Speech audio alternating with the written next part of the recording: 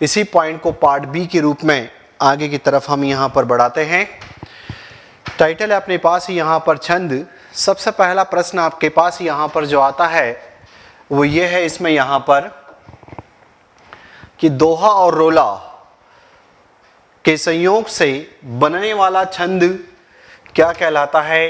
क्या इसका उत्तर छप्पय है, क्या इसका उत्तर उल्लाला है, या इसका उत्तर तोटक है, या फिर आपके पास यहाँ पर कुंडलियाँ हैं। इन चार में से इसका आंसर क्या होगा। सीखा ने आंसर जो है बहुत स्पीड से दे दिया है। ये आंसर दिया है उसने यहाँ पर डी। बिल्कुल, वेरी गुड, धन्यवाद की पात्र हैं बेटा, क्योंकि जब अगर रिस्पॉन्स कहीं का समय जो है वो यूज़ करके अगर अगली जगह अपन यहाँ पर यूज़ करते हैं तो अपने लिए ज़्यादा अच्छा है। धनंजय ने भी इसका जो आंसर दिया है वो टाइटल आपके पास यहाँ पर क्या है, तो आंसर है आपके पास यहाँ पर डी। अगला जब अगर अपन यहाँ से इसमें आगे की तरफ बढ़ें तो अगला पॉइंट आपके पास, क्योंकि जब अगर आप इसको अगर कोडिंग रूप में याद करना चाहो तो ऐसे याद कर सकते हो। इसका कोड है आपके पास ऐसा, ये कुदोरो, जहां पर कु से होगा आपके पास कुंडलिया, दो से है आपके पास दोहा, और रो से है वो है आपके पास यहाँ पर रोला। कुदोरो वो है आपके पास कुंडलिया, दोहा और रोला। इसमें एक शानदार प्रश्न आपको आगे मिल सकता है। ये अपना एक ड्रीम का प्रश्न है 2:4 कि जब अगर उसके द्वारा ऐसा प्रश्न यहाँ पर, क्योंकि एक आध अभी सेंट्रल लेवल के एग्जाम में इस प्रकार का प्रश्न उन्होंने पूछ लिया था और ये कहा था कि जब कुंडलिया को हम दोहा और रोला से बनाते हैं तो इसमें जो छंदों के चरणों का अनुपात होता है वो क्या होता है। तो उसका आंसर वहां पर क्या था, तो वो आंसर आपके पास यहाँ पर 2:4, क्योंकि रोला के इसमें यहाँ पर 4 चरण होते हैं जब अगर आप 6 की बात करते हो, और दोहा के इसमें आपके पास यहाँ पर 2 चरण होते हैं। ये एक अंडरस्टैंडिंग वाला क्वालिटी वाला प्रश्न जो सेंट्रल लेवल की एग्जाम में जो है वो आ चुका है। चलते हैं यहाँ से आगे की तरफ। अगला प्रश्न आपके पास है यहाँ पर, निम्नलिखित में से लौकिक संस्कृत के छंदों का जन्मदाता किसे माना जाता है। क्या आप यहाँ पर इसका आंसर, गुड इवनिंग मनीषा, क्या इसका आंसर जो है वो आप यहाँ पर सूरदास लेते हैं, क्या इसका जो है वो तुलसीदास है, क्या इसका कालिदास है, या क्या जो है इसका आंसर आप यहाँ पर वाल्मीकि लेंगे। इनमें से जो है लौकिक संस्कृत के छंदों का जन्मदाता किसे कहा जाता है। क्या है आपका इसका उत्तर, फास्ट मोड में जो है वो दीजिए जल्दी से। आंसर में नो डाउट लीडिंग वाला प्रश्न आ गया। इसका मतलब है कि पटवारी का जो 10 अप्रैल वाला प्रश्न था वो क्वालिटी वाला है। इसमें यहाँ पर चूक रहे हैं आंसर देने से, पर इतना दिमाग लगाना चाहिए कि जब संस्कृत की बात है तो संस्कृत के कॉन्टेक्स्ट में ये व्यक्ति यहाँ से क्रॉस हो जाएगा, संस्कृत की बात है तो ये व्यक्ति इसमें से यहाँ पर क्रॉस हो जाएगा, है ना। जब अगर आपके पास यहाँ पर 2 इसमें से क्रॉस हो जाएंगे, अब बचे आपके पास या तो इसका आंसर ये होगा या फिर इसका आंसर ये होगा। तो यहाँ पर जब आप 100% राइट डायरेक्शन में अगर जाते हो तो ऐसी स्थिति में जो इसका उत्तर जाएगा कि लौकिक संस्कृत के छंदों का जन्मदाता यहाँ पर किसको माना जाता है, तो वो आंसर आपके पास यहाँ पर वाल्मीकि। नेक्स्ट प्रश्न आपके पास है यहाँ पर शानदार। मैं इसमें यहाँ पर एक ट्रिक बताऊंगा, पहले आप आइडेंटिफाई करो। जो मैं नया ग्रंथ विलोकता हूं, भाता मुझे सो नौमित्र सा है, देखूं उसे मैं नित सार वाला, मानो मिला मित्र मुझे पुराना। उपयुक्त पंक्तियों में निम्न में से कौन सा वार्णिक छंद है। ये आप लोगों का वीक पॉइंट है। इस वीक पॉइंट को स्वॉट एनालिसिस कॉन्टेक्स्ट में आप इसको मजबूत बनाइए, क्योंकि आपको बनाना चाहिए। यहां से प्रश्न आने चालू हो गए। इसका आंसर क्या है, जल्दी से स्पीड से इसका आंसर दे। इसका आंसर जो है वो आप यहां पर क्या लगाओगे, क्या वसंत लिखा है, क्या आपके पास मालिनी है, या मंजू मालिनी, या इंद्र वज्रा है, या फिर आपके पास उपेंद्र वज्रा है। नो डाउट समझ में आ गया कि एक प्रश्न भी जो है वो आपके पास पटवारी का है, लेकिन प्रश्न तो प्रश्न होता है, चाहे पटवारी में आ जाए चाहे आईएएस एग्जाम में आ जाए। ऐसी स्थिति में थोड़ा सा ये होमवर्क कर लो कि इनमें सब में आपको वर्ण पता होना चाहिए कि मालिनी में कितने 23 होते हैं कि 21 होते हैं, वसंतलिका में कितने वर्ण होते हैं। ये जब तक अगर आपको पता नहीं होगा तब तक आप यहाँ से खेल नहीं खेल सकते।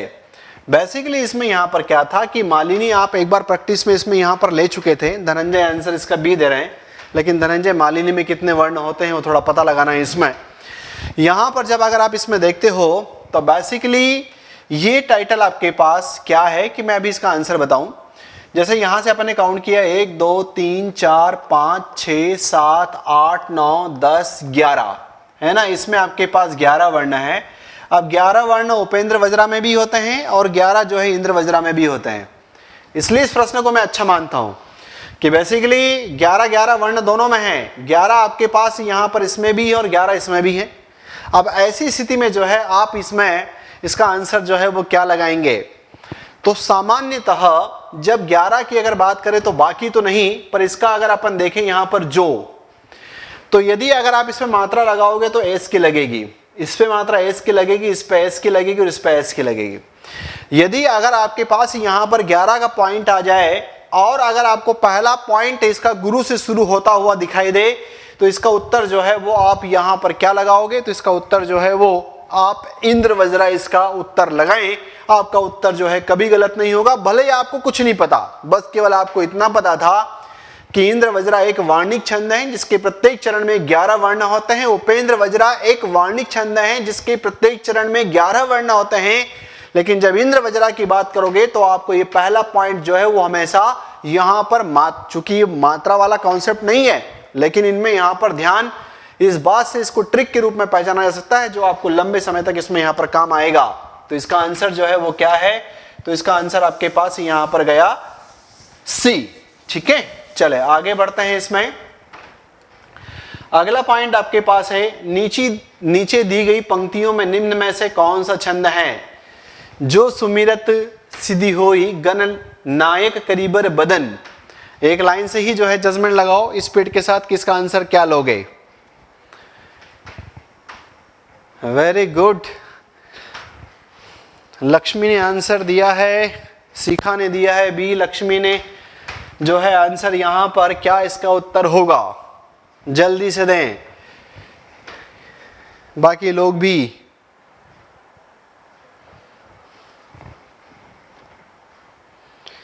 चलो इसका आंसर जो है वो आपके पास यहां पर देखते हैं 1 2 3 4 5 6 7 8 9 10 11 12 13, मतलब इधर की तरफ 13 आ रही है। लोड अगर फिनिश करना हो तो इसका तो कर दिया फिनिश, इसका जो है वो आप यहां पर आमतौर पर इसमें फिनिश नहीं कर पाओगे, है ना। जब अगर आपके पास यहां पर इसको देखोगे तो 1 2 3 4 5 6 7 8 9 10 11 यहां पर आपके पास आई, इसमें वो टाइटल है इसमें यहाँ पर 11। तो ऐसी स्थिति में 11 13 का आपके पास जोन है तो दोहा भी आपके पास क्रॉस हो जाएगा क्योंकि ये 13 11 के जोन में जाता हुआ दिखाई देता है। अब आपके पास यहाँ पर ये है कि इसका आंसर जो है वो क्या है, क्या इसका आंसर ए है, क्या इसका आंसर बी है।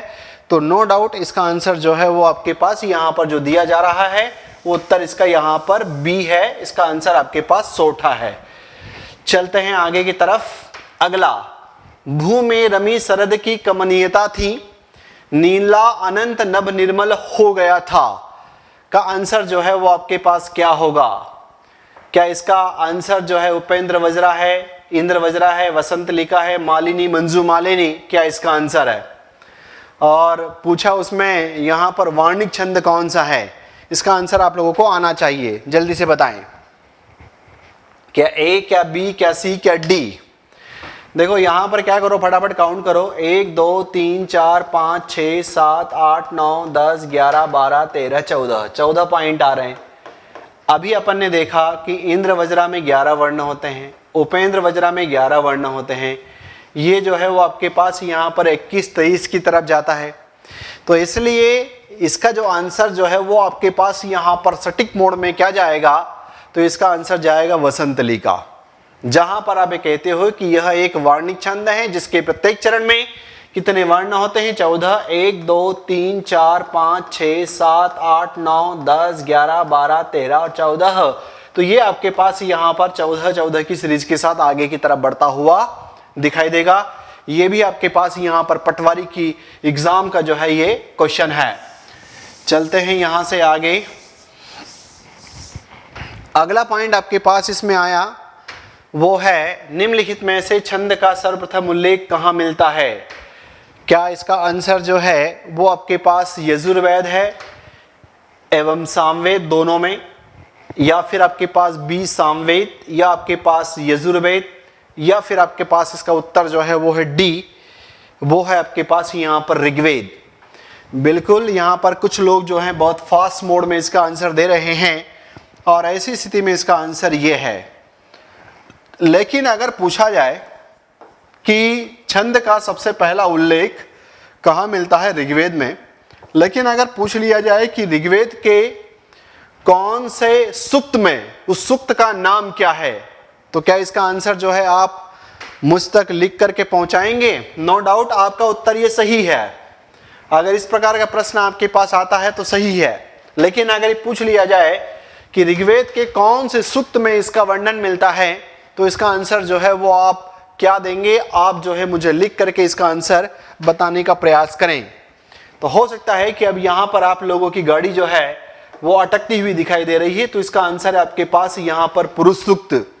लेकिन अगर ये पूछ लिया जाए कि ऋग्वेद का जो छंद का सबसे पहला उल्लेख ऋग्वेद के पुरुष सूक्त में मिलता है, लेकिन पुरुष सूक्त के कौन से मंडल में, यदि अगर आपके पास यहाँ पर ये प्रश्न आता है कि ऋग्वेद के पुरुष सूक्त के कौन से मंडल में इसका उल्लेख मिलता है, तो इसका आंसर जो है वो आप क्या देंगे? दोनों तीनों प्रश्न यदि आपके सेट में अगर आपको मिलते हैं तो ये मानकर चलिए कि आपके लिए लीडिंग वाला पॉइंट हो सकता है। इसका आंसर बिल्कुल यहाँ पर इसका आंसर जो है वो टाइटल है यहाँ पर कि 10वां जो मंडल है उस 10वें मंडल के पुरुष सूक्त के ऋग्वेद में छंद का उल्लेख है। नेक्स्ट पॉइंट यहां से आगे अगला है आपके पास बड़ा कि छोटा कुछ काम कीजिए, उतारने लायक भी है जीवन में, परंतु पूर्वापर सोच लीजिए, बिना विचारे यदि काम होगा कभी ना अच्छा परिणाम होगा। वो कहता है कि बड़ा काम करो चाहे छोटा काम करो, लेकिन काम करो, लेकिन विचार करके आपको काम करना है, क्योंकि बिना विचारे दिए आपने काम कर दिया तो परिणाम कभी अच्छा नहीं होगा। चारों ही यहाँ पर वार्णिक छंद हैं, है ना, चारों ही आपके पास वार्णिक छंद हैं। इस वार्णिक छंद में आप इसका आंसर क्या लेंगे? क्या ए, क्या बी, क्या सी, क्या डी? एक ट्रेंड जो है और पकड़ना, इसमें जो है आपको जब भी अगर इस प्रकार की एग्जाम होती है तो वहां पर कि ये चारों ऑप्शन चल रहे हैं लगातार। अब पटवारी का जो एग्जाम में है, मतलब इनसे रिलेटेड यहाँ पर एग्जाम्पल्स उठाएं, कभी इंद्र वज्रा से आ रहे हैं, कभी उपेंद्र वज्रा से आ रहे हैं, कभी वसंत लिखा से आ रहे हैं, कभी मालिनी मंजू मालिनी से आ रहे हैं। इसका मतलब है कि ये ट्रेंड जो है वो यहाँ पर आपके पास चालू हो गया है, और ऐसे ट्रेंड में इसका उत्तर जो है वो आप यहाँ पर दे रहे हैं सी, बिल्कुल सही जवाब। क्योंकि देखो इसको आपने क्रॉस कर दिया, इसको क्रॉस कर दिया। अब यहाँ पर मान लो जिसने भी दिमाग इन लोगों ने लगाया है, इन्होंने क्या करा, इन्होंने अभी ये याद कर लिया कि इंद्र वज्रा की जो शुरुआत है वो गुरु वर्ण से होती है, जबकि यहाँ पर लघु है, यहाँ पर लघु है, यहाँ पर लघु है, यहाँ पर लघु है, मतलब इंद्र वज्रा नहीं हो सकता। और जब अगर इंद्र वज्रा नहीं हो सकता तो दो ऑप्शन पहले ही कट गए थे, क्योंकि ये 14 वाला पॉइंट है, ये आपके पास और ज्यादा वर्ण वाला कॉन्सेप्ट है। बचा आपके पास यहाँ पर कौन सा? तो आंसर बचा था सी। तो इसलिए बड़ा कि छोटा कुछ काम कीजिए परंतु पूर्वापर सोच लीजिए, मैं इसका आंसर जो है वो क्या चला गया? सी फॉर क्रिकेट, उपेंद्र वज्रा। ऐसे भी यहाँ पर बेनिफिट्स जो है वो आपको कभी कभी यहाँ प्रकार की बातें सीखते हैं कक्ष में। अगला पॉइंट, नीचे दी गई पंक्तियों में निम्न में से कौन सा छंद है? रहीमन पुत्री श्याम मनहु जलज मधुकर लसे। इससे जो है वो आप यहां पर लगाओ कि इसका आंसर जो है वो क्या जाएगा, फास्ट। और थोड़ी सी जो है आपको और एक मेहनत करनी है, क्या अपने ग्रुप में जितने ज़्यादा से ज़्यादा लोगों के मध्य जो है आप शेयर कर सकें, आपको जोड़ना है। और आपको जो है इसमें यहाँ पर यदि किसी ने इसमें ऐड ऑन नहीं हुआ है तो इसको सब्सक्राइब करें। जो भी क्वालिटी वाली चीज़ें हैं इसका आनंद लेना न भूलें। आंसर जो है वो आ रहा है, ठीक है, देख लेते हैं। 2 3 4 5 6 7 8 9 10 11 12 13, मतलब यहां से यहां तक आपके पास आया पॉइंट 13, इसको काट दो, है ना। अब यहां पर 13 तो इसमें भी होते हैं, पीछे की तरफ अगर देखोगे, क्योंकि आगे की तरफ आपके पास 15 है। बरबे को काट दो क्योंकि ये आपके पास 12 7 वाला है, ये भी क्रॉस हो गया। अब 2 वाली कहानी है कि ये जो है 11 13 ये भी है, तो ऐसा तो नहीं कि इसका उत्तर जो है आगे की लाइन से डिसाइड हो, तो हाँ उसी से होगा। 1 2 3 4 5 6 7 8 9 10 11, यहां से लेकर यहां तक आपके पास 11, इसलिए इसका उत्तर जो है वो उल्लाला न होकर के क्या होना चाहिए, सोठा। जिन लोगों ने आंसर दिया, जिनका उत्तर जो है वो आपके पास सही है। चलते हैं यहां से आगे की तरफ। अगला है, निम्नलिखित में से चारों चरणों में समान मात्रा वाले छंद क्या कहलाते हैं।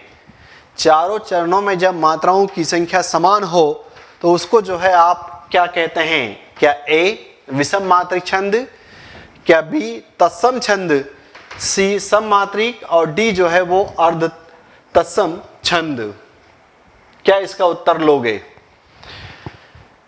इसका उत्तर जो है स्पीड से आप दें। विषम है, तत्सम है, सम है, अर्ध तत्सम छंद है, इसका आंसर जो है वो क्या जाएगा। इसका आंसर जो है वो सी जा रहा है, बिल्कुल सही। अब देखो, ये यहां से क्रॉस कर दो, इसको यहां से क्रॉस कर दो, ये 2 ऑप्शन तो यूं कट गए थे इसमें, क्योंकि तत्सम वाली आइडियोलॉजी जो है उसमें यहां पर काम नहीं करती। जब अगर आप इसमें देखोगे तो अब 2 बच गए आपके पास। अब जब विषम मात्रिक छंद की बात करते हो तो इसमें 2 नाम आते हैं। एक आपके पास यहाँ पर आता है कुंडलिया, दूसरा आता है छप्पय। तो वो जो है आपके पास यहाँ पर 6 चरण वाले हैं। तो ये वाले जो 4 चरण वाली जब बात करते हैं, और उसने कहा कि समान जब मात्राएं हो तो सब मात्रिक छंद जिनके चारों ही चरणों में मात्राओं की संख्या समान होती है, इसलिए जो है इसका आंसर आप यहाँ पर क्या लेंगे, तो आंसर आपके पास है यहाँ पर सी। नेक्स्ट प्रश्न, डेस डेस डेस 4 चरण वाला सममात्रिक छंद है। इसके प्रत्येक चरण में 28 मात्राएं होती हैं और इसमें 16 तथा 12 मात्राओं पर यति होती है। परिभाषा किस छंद की है। क्या इसका उत्तर चौपाई है, क्या इसका उत्तर बसंतलिका है, या हरिगीतिका है, या फिर इसका उत्तर जो है वो आप रोला लेते हो। इन 4 में से आपका आंसर क्या है। चौपाई, बसंतलिका, हरिगीतिका, रोला, जल्दी से फास्ट। इसका आंसर जो है दे दिया हरिगीतिका, बिल्कुल सही जवाब है। बाकी जो है बसंतलिका अभी आपने देखा, वहां पर वार्णिक छंद है। रोला एक अलग कहानी, चौपाई एक अलग कहानी है। अगला एक हिडन और छुपा हुआ और क्वालिटी वाला प्रश्न। इन चारों ऑप्शनों में से ही आपको उत्तर देना है कि निम्नलिखित में ऐसा कौन सा छंद है जिस छंद के नाम को 4 बार लिख दिया जाए, जिस छंद के नाम को 4 बार लिख दिया जाए तो उस छंद के एक चरण की मात्राएं प्राप्त हो जाती है। क्या उत्तर लोगे आप। अच्छा, डिफिकल्ट, अदर स्टेट और सेंट्रल लेवल की एग्जाम का पॉपुलर क्वेश्चन समझ में आ गया होगा। ये चारों छंदों के नाम है, इसमें से कौन से छंद का नाम ऐसा है जिसको 4 बार लिख दें तो उसके एक चरण की मात्राएं दे देगा। इसका उत्तर जो है वो आपके पास क्या है। इसका आंसर जो है वो आपके पास यहां पर क्या है। क्या ए, क्या बी, क्या सी, क्या डी। तो इसमें जो है हो सकता है कि आपको गाड़ी जो है वो समझने में दिक्कत आ रही हो। इसका आंसर आपके पास ये है वापस, क्योंकि देखो इस शब्द को जब 4 बार लिखोगे तो इस शब्द में कितनी मात्राएं, 1 2 3 4 5 6 7, मतलब इस शब्द में 7 मात्राएं हैं। 4 बार इसको लिख दो, तो जब 4 बार लिख दोगे तो उत्तर आपके पास यहाँ पर क्या जाएगा, 28। तो ये प्रश्न आया है ना। इस प्रश्न आया है कि जब हरिगीतिका शब्द को 4 बार अगर लिख देते हैं तो एक चरण की मात्रा मिल जाती है। आंसर एस, क्योंकि हरिगीतिका शब्द में 7 मात्रा हैं। जब इसको 4 बार जोड़ोगे तो आपके पास 28 का योग आ जाएगा। अगला पॉइंट आपके पास, निम्नलिखित में से किसे काव्य छंद कहा गया है। सब इंस्पेक्टर की एग्जाम का प्रश्न और अच्छा प्रश्न है। क्या इसका उत्तर आप यहां पर लेंगे, जल्दी से आंसर दें। मनहर, मत गयंद, सवैया या रोला। इसका आंसर जो है वो आप क्या ले रहे हैं, क्या ए, क्या बी, क्या सी, क्या डी? डी इसका आंसर जो है दे रहे हैं डी, बिल्कुल सही जवाब है। ये जो है उत्तर इसका यहाँ पर नहीं है। रोला छंद को जो है दूसरा जिस नाम से जाना और पहचाना जाता है वो काव्य छंद के रूप में जाना और पहचाना जाता है, क्योंकि काव्य में सबसे बढ़िया तरीके से अगर किसी को घुमाया फिराया जा सकता है तो वो पॉइंट आपके पास रोला वाला है। इसलिए रोला का कुछ विद्वानों ने यहाँ पर नाम काव्य छंद भी दिया है। तो इसका आंसर आपके पास यहाँ पर क्या होगा, तो वो टाइटल है आपके पास यहाँ पर डी। चलते हैं अगला। निम्नलिखित में से कौन सा छंद का संगठक तत्व नहीं है? इसका उत्तर आप क्या लेंगे? क्या क्रम, क्या गण, क्या यति, क्या रति? सब इंस्पेक्टर के एग्जाम का ये प्रश्न है। इसका आंसर आपके पास क्या है? इसका आंसर बिल्कुल यहाँ पर ये कह रहे हैं सभी लोग कि ये सब तो हैं लेकिन रति जो है वो नहीं है। तो नो डाउट इनको ये समझ में आ गया कि रति किसी रस का उदाहरण है, और जब अगर किसी रस का अगर ये उदाहरण है तो उस रस में किस रस का स्थायी भाव माना जाता है? क्या आप मेरे को उत्तर जो है इसका लिख करके भेजेंगे? ठीक है, आप लोगों ने छाटा कि इसका आंसर ये है, बिल्कुल सही जवाब। लेकिन जो है वो पॉइंट आपके पास यहाँ पर इसमें आया कि रति कौन से छंद का बिल्कुल स्थायी भाव है और कौन से रस का स्थायी भाव है। तो इसका आंसर जो है वो आपके पास आया श्रृंगार रस का सही जवाब। चलते हैं आगे। अगला, निम्न पंक्तियों में कौन सा छंद है? कागा काको धन हरे कोयल काको दे, मीठे वचन सुनाए कर जग अपनो कर लोए। इसका आंसर जो है सब इंस्पेक्टरी की एग्जाम का क्वेश्चन है। इसका आंसर जो है वो क्या लेंगे? क्या ए, क्या बी, क्या सी, क्या डी? इसका आंसर जो है वो क्या आ रहा है?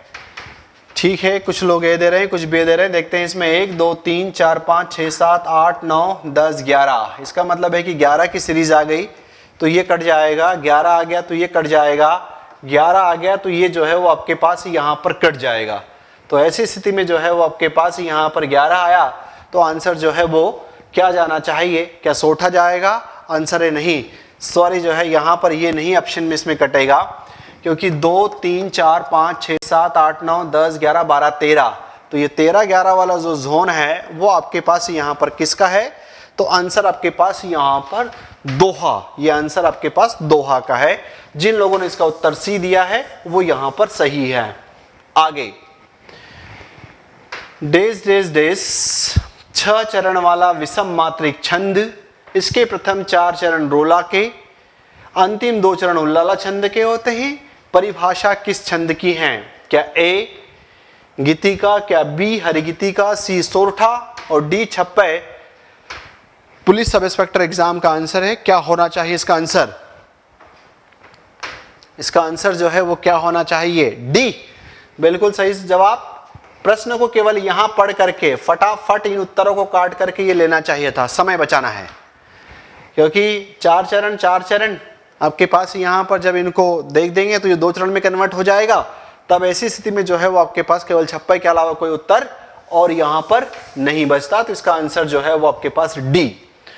नेक्स्ट क्वेश्चन, कौन सा छंद है? छाटना है। साई संसार में मतलब को व्यवहार, जब लग पैसा गांठ में तब लगता को यार।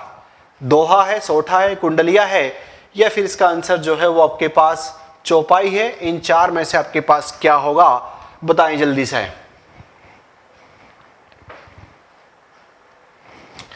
क्या आ रहा है इसका उत्तर? जल्दी से, फास्ट।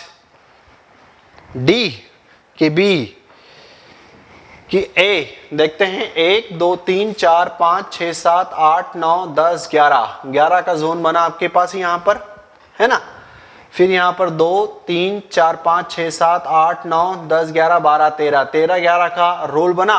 इसका मतलब आपके पास यहाँ पर 13 11 वाला कौन सा है? तो इसका आंसर आपके पास ए, आंसर जाएगा यहाँ पर क्या? दोहा। नेक्स्ट प्रश्न, विद्वानों ने छंदों के आधुनिक लक्षणों के आधार पर, बहुत बढ़िया पॉइंट, आधुनिक लक्षणों के आधार पर छंद के एक अन्य वर्ग को मान्यता दी है। वह छंद कौन सा है? सब इंस्पेक्टर एग्जाम में आया हुआ प्रश्न। क्या ये वार्णिक छंद है, क्या ये मुक्तक है, क्या ये विषम मात्रिक है, क्या ये सम मात्रिक है? इसमें से इसका आंसर जो है वो क्या होगा?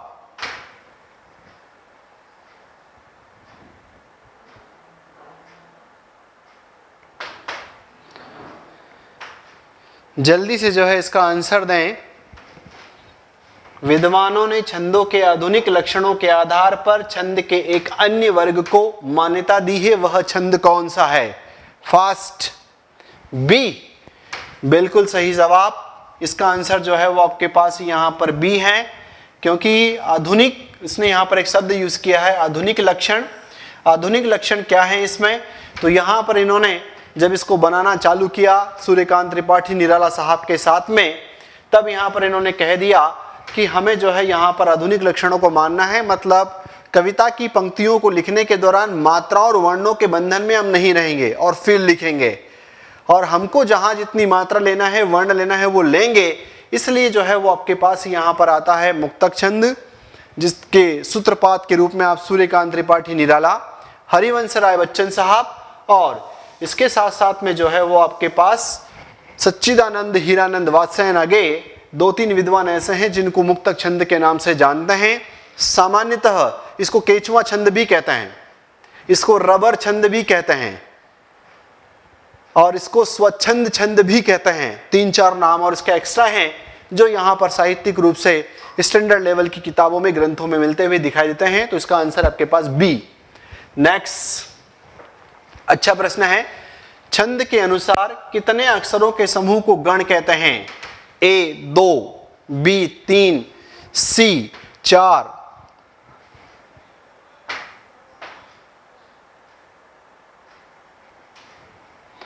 हाँ, टेस्ट जो है, टेस्ट सीरीज में एग्जाम 8080 के ऐप पर जो है वो अभी कुछ दिनों में यहाँ पर इसको अपन बनाने वाले हैं, शेड्यूल लॉन्च होने वाली है, और टास्क सीरीज जो है वो आप बढ़िया तरीके से ऑल एमपी लेवल पर आप उसमें अपना ज्ञान जो है परखते रहें, है ना। अभी इसके हिसाब से यहाँ पर इसका आंसर क्या होगा? क्या बिल्कुल इसका उत्तर आ रहा है, क्योंकि 3 अक्षर की जब अगर अपन बात करते हैं तो 3 वर्णों के 3 अक्षरों के समूह को जिस नाम से जानते हैं वो आपके पास क्या कहलाता है? उसको गण के नाम से जानते हैं, और सब इंस्पेक्टर एग्जाम का क्वेश्चन है। आगे, निम्नलिखित में सममात्री छंद का कौन सा उदाहरण है?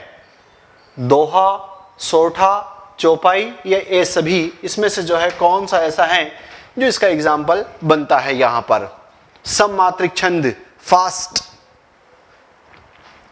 सममात्रिक छंद, सभी सममात्रिक छंद कौन सा है? बेसिकली इसका उत्तर जो लोग यहां पर सी दे रहे हैं वो सही है, क्योंकि ये अर्ध सममात्रिक है, ये भी अर्ध सममात्रिक है, तो इसलिए ये इसका उत्तर यहां पर नहीं होगा। इसलिए इसका आंसर जो है वो आपके पास यहां पर क्या जाएगा? तो आंसर आपके पास चौपाई, क्योंकि चौपाई के चारों ही चरणों में मात्राओं की संख्या समान होती है। कितनी? तो आंसर आपके पास 16 16 16 के साथ आप आगे बढ़ते हो। अगला अच्छा प्रश्न आया है पहले, रामचरितमानस में, यह रामचरितमानस कौन सा छंद काव्य है? मतलब जब रामचरितमानस को लिखा गया तो उसमें से यहां पर किसका उपयोग किया गया? क्या वार्णिक छंदों को लेकर के लिखा गया, क्या शाब्दिक को लेकर के लिखा गया, या मात्रिक को लेकर के लिखा गया, या फिर आपके पास उपरोक्त सभी? इन 4 में से जो है वो आप आंसर यहां पर क्या लेंगे? क्या ए, क्या बी, क्या सी, क्या डी? अच्छा क्वेश्चन है, रामचरितमानस में कौन सा छंद? ए बिल्कुल सही जवाब। पर अगर यदि पूछ लिया जाए कि ठीक है आपने यहां पर इसका आंसर सही दिया, ये सब उत्तर गलत हैं, लेकिन मैं छंद का नाम अगर पूछ लूं तो? अगर इसमें यहां पर छंद का नाम पूछ लिया जाए तो इसका उत्तर जो है वो क्या जाएगा? मतलब आपको मात्रिक में नाम बताना है कि किस में है ये, क्या ये रोला में है, क्या गीतिका में है, चौपाई में है, क्या सोठा में है, क्या उल्लाला में है, क्या कुंडलिया में है, छप्पाई में है, किस में है? तो इसका आंसर आप क्या दोगे? पता है? तो यहां पर जब अगर आप इसमें देखोगे तो बेसिकली इसका जो टाइटल है वो है आपके पास यहां पर क्या? तो ये है आपके पास यहां पर चौपाई और दोहा, इन दोनों का जो है इसमें यहां पर यूज किया गया है। तो दोहा चौपाई शैली में लिखा गया एक प्रकार का जो है मात्रिक छंद की सहायता से पूरी की पूरी रचना को इसमें यहां पर प्रयास किया गया है लिखने का। अगला पॉइंट, कौन सा छंद दोहा और रोला छंद से मिलकर बनता है? आगे भी जो है इसका अपन ने देखा था, इसमें क्या इसका उत्तर उल्लाला है, क्या सवैया है, क्या कुंडलियां हैं, क्या घनाक्षरी हैं? बिल्कुल सही जवाब। इसका उत्तर जो है वो आपके पास कुंडलियां हैं, क्योंकि अभी अपन ने कीवर्ड देखा था इसको याद रखने के लिए, और कीवर्ड क्या था? कुदोरो। कु फॉर कुंडलिया, दो फॉर दोहा, रो फॉर रोला, तो इसलिए इसका आंसर आपके पास है यहां पर सी, है ना। ये जो है आपके पास बिल्कुल जिन लोगों ने सही उत्तर दिया इसका। अगला पॉइंट आपके पास है यहां पर, और अच्छा प्रश्न है, ध्यान से पढ़कर उत्तर लगाना। सब इंस्पेक्टर एग्जाम का प्रश्न है और थोड़ा सा एक प्रॉपर अटेंशन चाहिए। उत्तर आपको पता है, बताएं क्या होगा इसका उत्तर। छंद शब्द का मुख्य अर्थ बंधन है। डेस डेस डेस आदि नियमों पर आधारित काव्य रचना को छंद कहा जाता है। इसका आंसर जो है वो आप क्या ले रहे हैं? क्या ए, क्या बी, क्या सी, क्या डी? जल्दी से फास्ट सभी लोग। इसका आंसर जो है वो आपके पास, ये वाला इसलिए गलत हो गया कि छात्र नहीं होता, ये वाला इसलिए गलत हो गया क्योंकि कूत नहीं होता, और ये जो है पॉइंट आपके पास इसलिए गलत हो गया क्योंकि गीत नहीं होता। गति होता है, इसमें तुक होती है, मात्रा होती है, विराम होती है, ये सब बातें जो है उसमें वहां पर आती है। तो बाकी के जो ऑप्शन है वो एक एक शब्द से यहां पर इसमें अलग अलग हुए हैं, तो इसलिए ऐसी चीजें भी आपको ध्यान रखनी है, क्योंकि जब बहुत सारे जब प्रश्न बनते हैं तो एक ट्रेंड चालू कर दिया है कि हल्का सा शब्द निकालेगा, एक ट्रेंड ये चालू कर दिया है कि हल्का सा केवल वर्ण को आगे पीछे करेगा और आपको कंफ्यूज करेगा, है ना। अगला प्रश्न अच्छा है, किस छंद के प्रत्येक चरण में 26 मात्राएं होती हैं? 14-12 वाला शेड्यूल हो, अथवा 12-14 पर यति हो, और तीसरी, 10वीं, 17वीं और 24वीं मात्रा अनिवार्यतः लघु होती है। क्या गजब प्रश्न है। साहित्यिक दृष्टि से यह प्रश्न बड़ा महत्व रखता है और आपको इस प्रश्न का उत्तर आना चाहिए। साहित्यिक दृष्टि से प्रश्न बड़ा महत्व रखता है, आपको इसका उत्तर आना चाहिए कि इसका आंसर जो है वो आप क्या लेंगे। वैसे तो जो है आप पे ऊपर ज़्यादा प्रेशर नहीं जाना चाहिए, क्योंकि प्रश्न का उत्तर यहाँ खत्म हो गया। जब आपने 26 कहा, बाकी नहीं पता, तो भी कोई दिक्कत नहीं है, क्योंकि 26 का जोन यही है। अब ये 3, 10, 17, 24, आगे किसी एग्जाम में इस प्रकार का प्रश्न भी बना था कि निम्नलिखित में से वो कौन सा छंद है जिसमें यहाँ पर तीसरी, 10वीं, 17वीं और 24वीं मात्रा अनिवार्यतः लघु होती है, वहां से ये चीजें हटा दी। तब ऐसी स्थिति में आपको ये याद रख लेना चाहिए कि 3, 10, 17, 24 वाला पॉइंट आपके पास किसका है, तो आंसर है गीतिका का, क्योंकि इस प्रश्न के हिसाब से यहाँ तो 28, यहाँ 15, 13 और यहाँ जो है वो आपके पास 24 वाला कॉन्सेप्ट इसमें आता है। नेक्स्ट प्रश्न, सही विकल्प बताओ। अक्षरों की संख्या, क्रम, मात्रा गणना तथा यति गति से संबंध विशिष्ट नियमों से नियोजित पद्य रचना को क्या कहते हैं? ए छंद, बी अलंकार, सी काव्य गुण और डी रस। इसका उत्तर जो है वो आप क्या लेंगे? जल्दी से बताएं इसका उत्तर। बिल्कुल ए दिया, लेकिन आपको होशियार तो तब मानूंगा जब मुझे ये बता दो कि ये परिभाषा किसने दी। अगला प्रश्न आगे जो है अब इस प्रकार के यहाँ पर ट्रेंड चालू होने वाले हैं।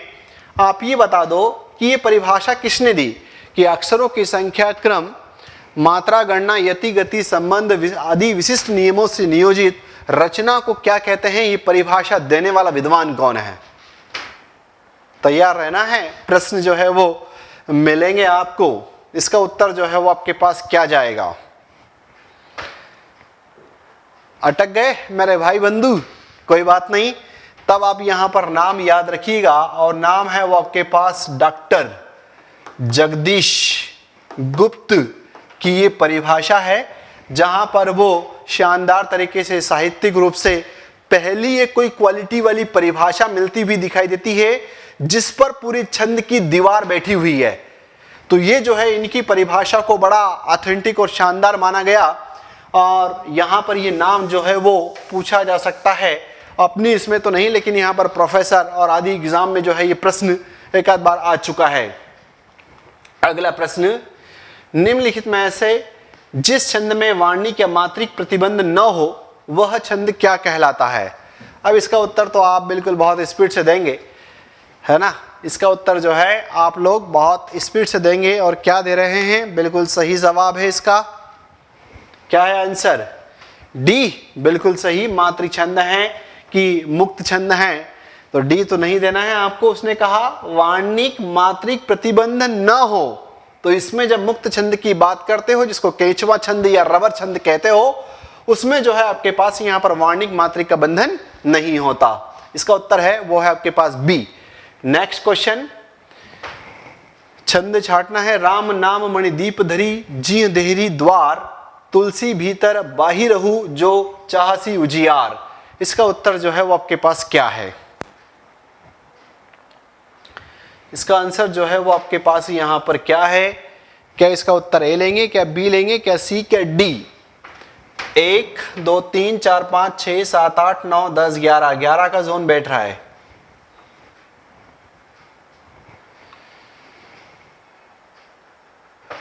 और यहां पर अगर देखोगे तो 1 2 3 4 5 6 7 8 9 10 11 12 13, क्या इसका उत्तर होगा? जल्दी फास्ट। बिल्कुल सही इसका उत्तर। जिन लोगों ने यहां पर इसका आंसर जो है वो बी दिया है वो बधाई के पात्र हैं।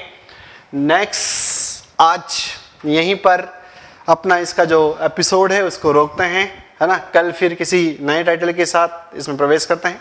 हर दिन के लिए रहेगा कि इसका शेड्यूल एक दिन आगे बना दिया जाएगा, ताकि आपको पता चल जाए कि आगे वाले दिन जो है वो आपके पास यहाँ पर कौन सा इसमें यहाँ पर जोन रहेगा। ठीक, आज इस प्रश्न को, आज इस टॉपिक को, आज इस चर्चा को यहीं रोकते हैं। जय हिंद, जय भारत।